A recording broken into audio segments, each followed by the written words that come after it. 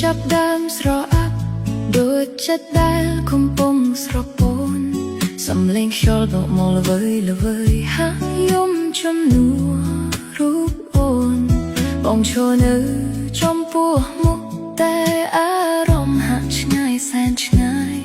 ពាក្យលាដែលបងរៀបរាប់មកចាក់ទំលុះបេះដូងឲ្យរលាយនឹងថាថ្ងៃនេះគង់តែនឹងមកដល់តែចិត្តនៅឆ្ងល់ហេតុអ្វីក៏លឿនម្ល៉េះដៃដែលធ្លាប់កាន់ក៏ចាប់ផ្ដើមរបេះកំបៅដែលធ្លាប់មានប្រែជាត្រជាក់ដូចទឹកកកទីបំផុត